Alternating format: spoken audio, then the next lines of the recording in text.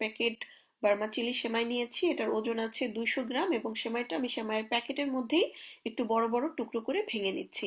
সেমাইটা প্যাকেটের মধ্যে ভেঙে নিলে আশপাশটা নোংরাও হয় না আর ভেঙে নিতেও সুবিধা হয়। এবার আমি একটা শিরা রেডি করব। 200 গ্রাম সেমাইয়ের জন্য এখানে আমি মেজারমেন্ট কাপের 1 কাপ পরিমাণ চিনি নিয়ে নিচ্ছি। সাথে এখানে আমি মেজারমেন্ট কাপের 1 কাপ পরিমাণ পানি নিয়ে নিচ্ছি।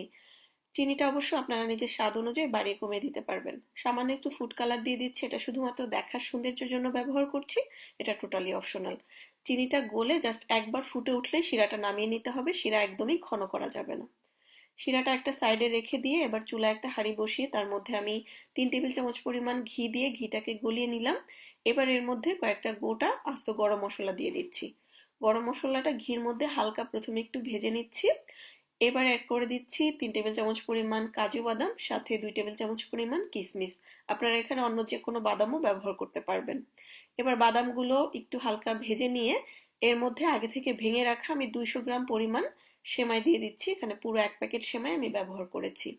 এবার একদম লো হিটে সময় নিয়ে ধৈর্য ধরে আমি 12 থেকে 15 মিনিটের মতো সেমাইগুলোকে ভেজে নিব।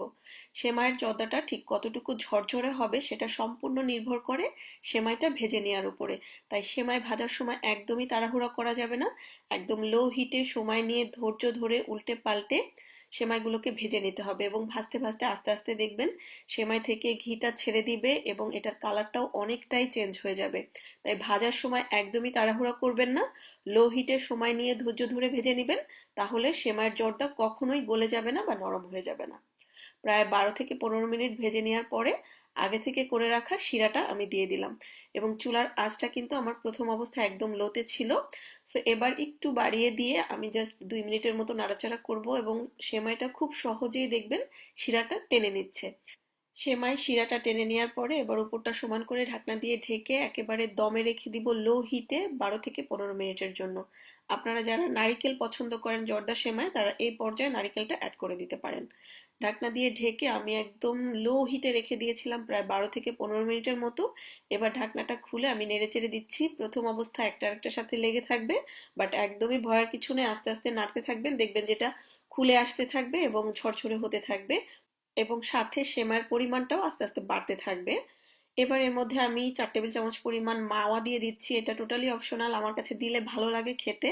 বাট চুলাটা অফ করার পরে মাওয়াটা দিতে হবে। মাওয়াটা দিয়ে জাস্ট গরম সেমাইয়ের সাথে হালকা একটু মিশিয়ে নিতে হবে।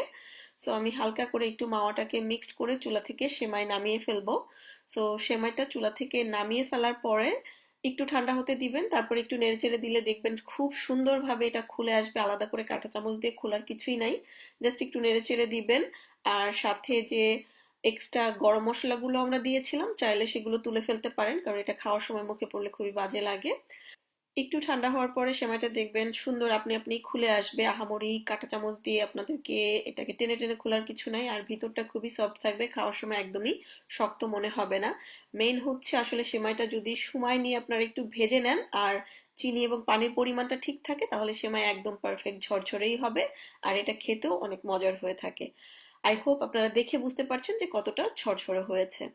আশা করছি আপনাদের কাছে আমার আজকের এই সেমাইয়ের জর্দার রেসিপিটা ভালো লেগেছে। ভালো লাগলে ভিডিওটা শেয়ার করে দেওয়ার অনুরোধ রইল। আজকে তাহলে বিদায় নিচ্ছি। সবাই খুব বেশি ভালো থাকবেন। আল্লাহ হাফেজ।